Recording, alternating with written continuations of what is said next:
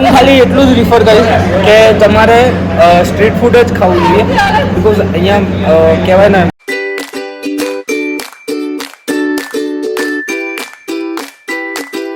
જો આ એક પપ્પી મળ્યું છે મસ્ત છે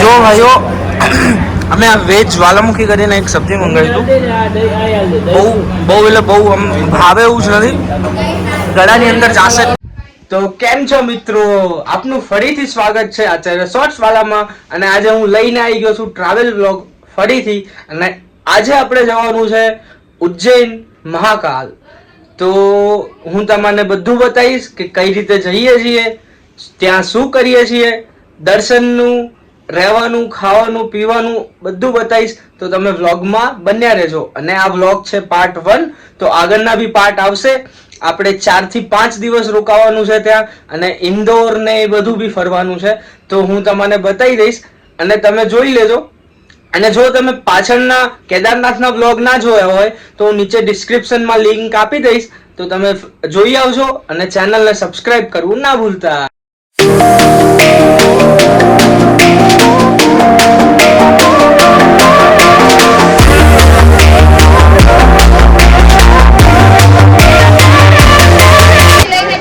અત્યારે રેલવે સ્ટેશન આવી ગયું છે અમદાવાદ કાલુપુર રેલવે સ્ટેશન અને 7:10 ટ્રેન આવશે તો આપણે ટ્રેનમાં મળીએ અને 3 કે 4 વાગે ઉજ્જૈન પહોંચશું તો ઉજ્જૈન 3 કે 4 વાગે પહોંચીને હોટલમાં જવાનું છે તો કાલે સવારે મંદિરનો વ્લોગ આવશે એટલે હું તમને બતાવી દઈશ તો કેમ છો મિત્રો આપણે પહોંચી ગયા છીએ ઉજ્જૈન અને વાગ્યા છે 4 સવારના અને અત્યારે જઈએ છીએ હોટલ ફ્રેશ થવા જો કાલે સવારે મળીએ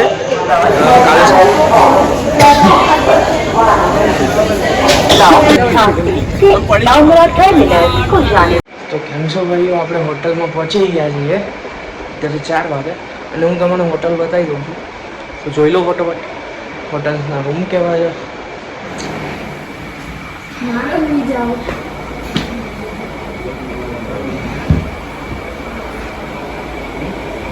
તો કેમ છો અત્યારે વાગ્યા છે સવારના 5 અને આપણે નીકળ્યા છીએ ઉજ્જૈન ફરવા એટલે અત્યારે આઈ થિંક કાલની ભસ્મ આરતી માટે લાઈન લાગવાની છે તો જોવા જઈએ છીએ કે કેટલી ભીડ છે જો ઓછી ભીડ હોય તો કાલની આરતી માટે લાઈનમાં ઊભા રહી જઈશું અને ફોર્મ આપશે ફોર્મ ભરશું તો કાલની ભસ્મ આરતી કરવા મળશે બાકી તો જોઈએ શું થાય છે અમે ઓનલાઈન બુકિંગ નહોતું કર્યું જો તમારે આવવું હોય તો 1 કે 2 મહિના પહેલાં ઓનલાઈન બુકિંગ કરવું પડે ઠીક છે અને હું તમને અત્યારે તો કંઈ ખુલ્લું નથી કાલે સવારે જ્યારે આવશું ત્યારે બતાવી દઈશ અને અત્યારે મંદિર જોડે જ છે ભસ્મ આરતીનું લાઈન લાગવાનું તો આપણે જઈએ છીએ મંદિરની જોડે તો હું તમને બતાવી દઈશ અને ઠીક છે ચલો આમ કર જો આ એક પપ્પી મળ્યું છે મસ્ત છે હાથ છોડ દે હાથ લઈ લે આમ આમ ટકાડે ને ઉજ્જૈન મહાકાલ મંદિર છે જો અને આ જોડે ભસ્મ આરતી થાય છે મસ્ત છે ને આ ભસ્મ આરતી ચાલે છે અત્યારે સ્ક્રીન ઉપર છે કાલે શું આઈ થિંક મેળ પડે તો અંદર મંદિરમાંથી જોવાની છે લાઈન અત્યારે બંધ થઈ ગઈ છે ફોર્મ ભરવાનું તો કાલે ફરી પાછા આવશું અને જોશું પરમ દિવસ માટે મેળ પડે તો 1 દિવસ વધારે રોકાઈ જઈશું ઠીક છે તમે જોઈ શકો છો આ ભસ્મ આરતી છે આવી રીતના રાખથી આરતી કરે અને આની પાછળ મંદિર છે કેમ છો મિત્રો અત્યારે આપણે જવાના હતા મંદિરે બટ અત્યારે પડી ગયો છે વરસાદ અને નહીં જઈ શકતા તો તમે જોઈ શકો છો વરસાદ જો પેલો મસ્ત વરસાદ પડે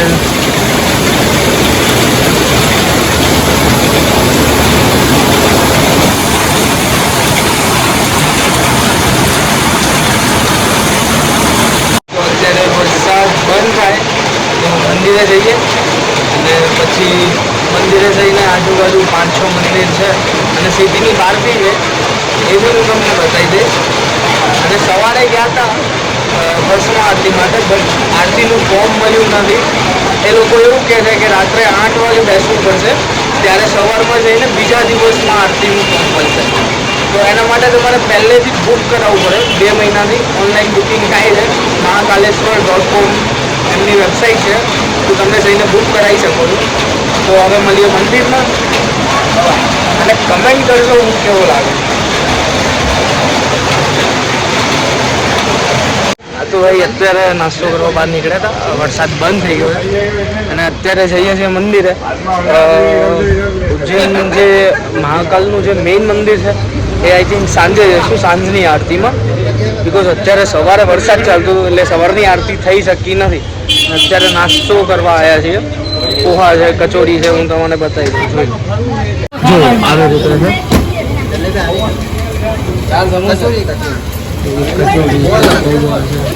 વોટો દે છે. સમોસું અને કચોરી મંગાવી હતી, બહુ મસ્ત છે. કચોરી તો ખલાસ થઈ ગઈ, બીજી મંગાવી છે. પાયલ ખાય છે.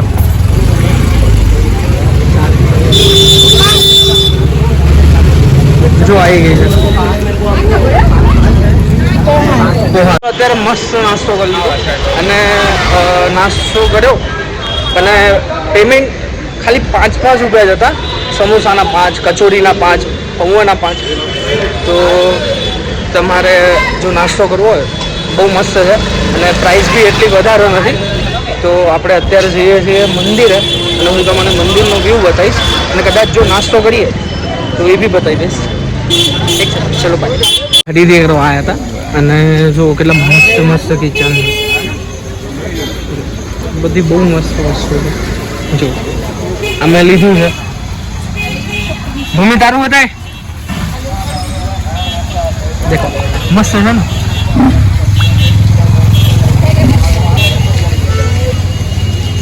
મમ્મી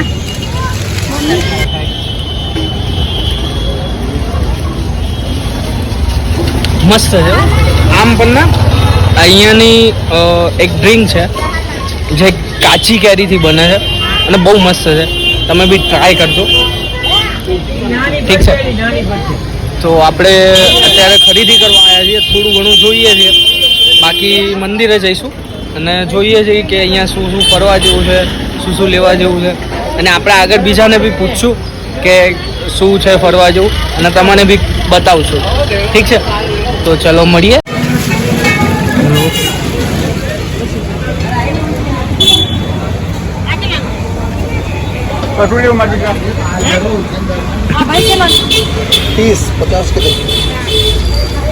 એક દુકાનમાં આવ્યો હતો અને એનો મિરર જોવો કેટલો મસ્ત છે. જો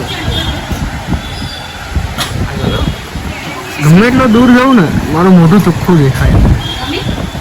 જો આખી આંખો ખેંચાય છે અંદર. અત્યારે જઈએ છીએ સિટીની બહાર, ઉજ્જૈનની બહાર જે 5-6 કાલભૈરવ મંદિર છે, બડા ગણેશ મંદિર છે, ત્યાં જઈએ છીએ. અને જો તમારે રિક્ષાને કરવું હોય તો તમે કરી શકો છો.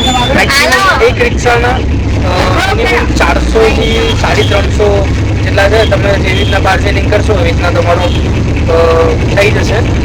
તો અત્યારે જઈએ અને હું તમને બતાવીશ કે કેવા મંદિર છે, કઈ રીતે જવાનું છે, શું છે. ચલો મળીએ.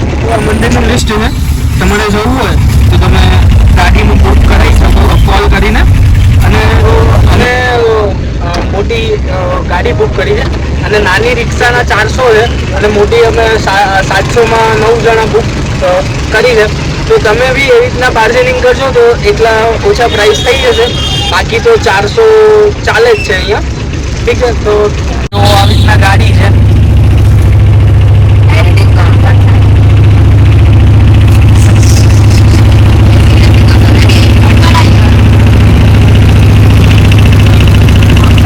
ભાઈ આપણે પહોંચી ગયા છીએ સાંદીપની આશ્રમમાં અને 10-15 મિનિટ જ થઈ હશે અને હજુ આગળ બી જવાનું છે બીજા મંદિરે. તો હું તમને એ બી બતાવી દઈશ અને તમે આ બી જોઈ લો. સાંદીપની આશ્રમ છે. આઈ ડોન્ટ નો કેવું છે, કેમ કે હું બી ફર્સ્ટ ટાઈમ જ આવ્યો છું અને તમને બી ફર્સ્ટ ટાઈમ જ આઈ થિંક જોવા મળશે. તો હું બધું બતાવીશ. આખો ઉજ્જૈનનો આખો બ્લોગ બનાવવાનો છે, પાર્ટ બનાવવાના છે. તો જો તમને વિડીયો ગમે તો ચેનલને સબસ્ક્રાઈબ કરજો અને વિડીયોને લાઈક કરજો. જો આવી રીતના એન્ટ્રી છે. આ એક આશ્રમ છે.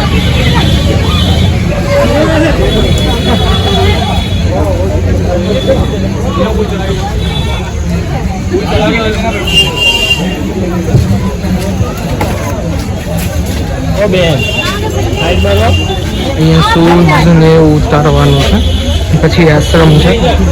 એટલે અત્યારે શૂઝ ને એવું ઉતારીને તમારે આશ્રમ બતાવી દઉં, ઠીક છે? આ છે મેઇન મંદિર અને અહીંયા શ્રી કૃષ્ણ ભગવાનને પાઠશાલા છે. અહીંયા જે મહર્ષિ સાંદીપની આશ્રમ છે, એ મહર્ષિ ઋષિ હતા, એ કૃષ્ણ ભગવાનને અહીંયા ભણાવતા હતા. સુદામા બલરામ ત્રણે અહીંયા ભણતા હતા. અને આ છે એમનું મંદિર. આ છે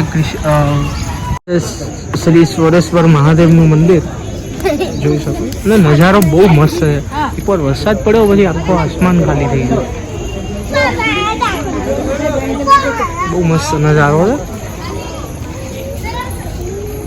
તો અહીંયા ફોટો શૂટિંગ ચાલે છે. અને આ જો કેટલું મસ્ત છે, એકદમ મસ્ત નજારો છે.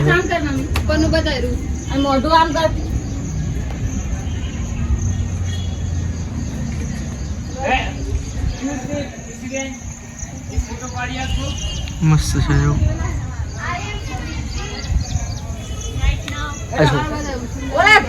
અહીંયા ફોટો જે લગાવેલા છે એ બધા ગુરુજી ભણાવતા હતા. અને ઉપર જો મસ્ત એકદમ મસ્ત ફ્રેશ સુગંધ આવે છે, એકદમ ગામડા જેવું. દેખો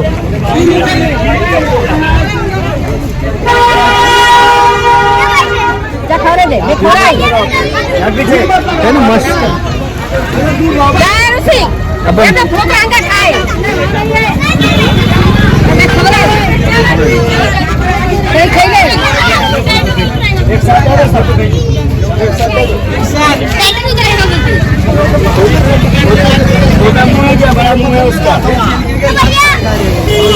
આ છે બીજું મંદિર મંગલનાથ ભગવાનનું. અને અહીંયા આવી રીતના બધા બાધા માને છે અને પૂરી પણ થાય છે, જોઈ શકો. બહુ લાઈન છે.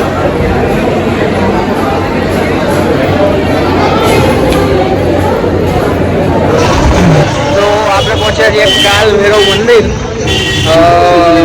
15-20 મિનિટના ટ્રાવેલ પછી. તો આપણે અંદર જઈએ છીએ અને હું તમને બધું બતાવીશ કે કઈ રીતે શું છે અહીંયા, કઈ રીતે જવાનું છે, મંદિરની અંદર શું છે. જો વિડીયો ઉતારવા દે તો અંદર પહેલાં કૃષ્ણ ભગવાનનું જે ગુરુકુળ હતું ત્યાં તો વિડીયો ઉતારવા નથી દીધો, ત્યાં તો ના પાડી દીધી હતી. બટ અત્યારે જોઈએ કે વિડીયો ઉતારવા દે છે કે નથી દેતા. ખાવ જો ऐसे ऊपर से डाल देते बस ये प्लेट करना.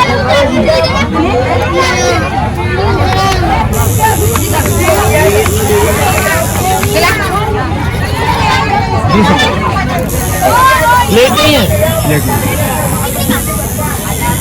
અહીંયા હે કાલ ભૈરવને પ્રસાદ ચડાવવાનો. દારૂની દુકાન રોયલ સ્ટે જોઈ શકો છો.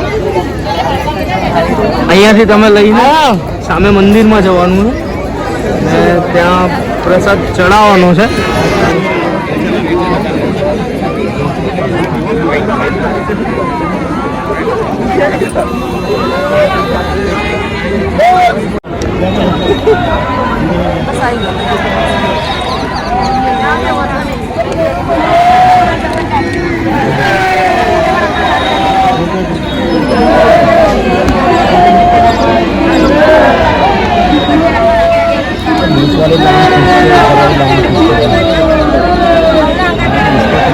चलो भैया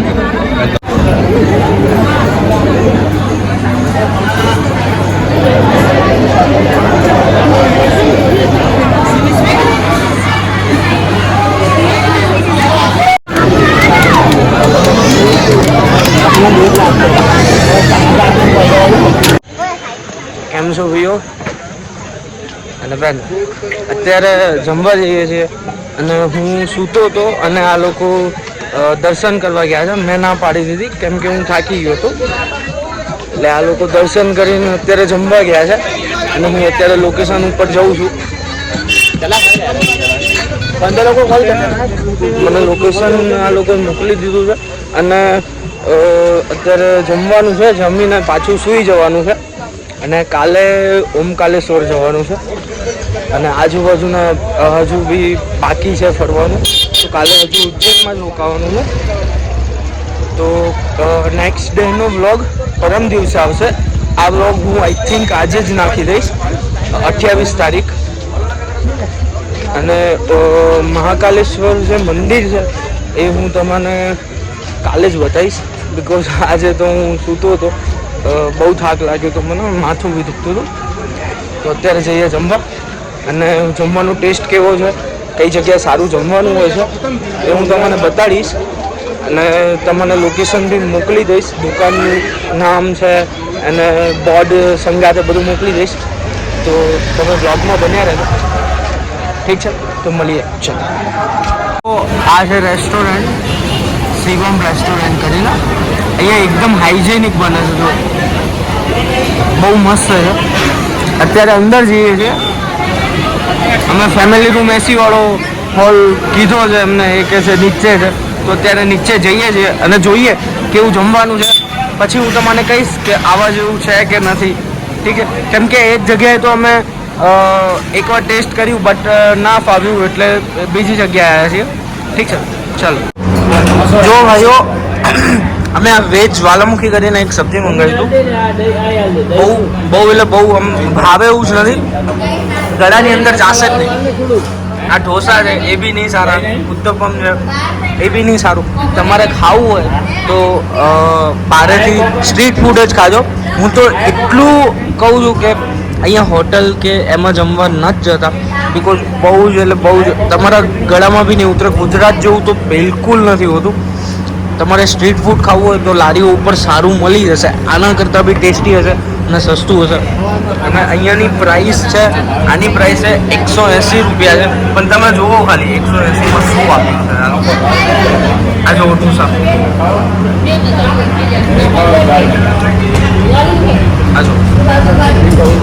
એટલે એટલું જ કહેવા માંગુ છું કે તમારે રેસ્ટોરન્ટમાં ખાવાની કોઈ જ જરૂર નથી, સ્ટ્રીટ ફૂડ જ ખાઈ લેજો.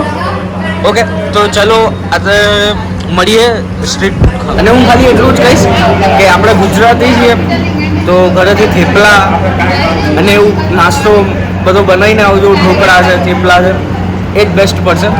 અહીંયાનું રેસ્ટોરન્ટ ખાવાનું એકદમ આમ કહેવાય ને કે મોઢામાં બી નહીં યાર. અને સ્ટ્રીટ ફૂડ ખાવું પડશે.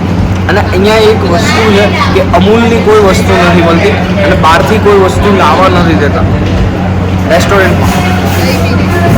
દહીં પણ નહીં, છાશ પણ નહીં, કંઈ જ નહીં, બધું અહીંયાનું છે. અને અહીંયા ઓઇલ બી સિંગ તેલમાં ને સોયાબીનના તેલમાં બનાવે છે. હું ખાલી એટલું જ રિફર કરીશ કે તમારે સ્ટ્રીટ ફૂડ જ ખાવું જોઈએ, બિકોઝ અહીંયા કહેવાય ને મોઢામાં બી નહીં જાય. રિયલી બહુ ટેસ્ટ ગુજરાત જેવો તો નથી.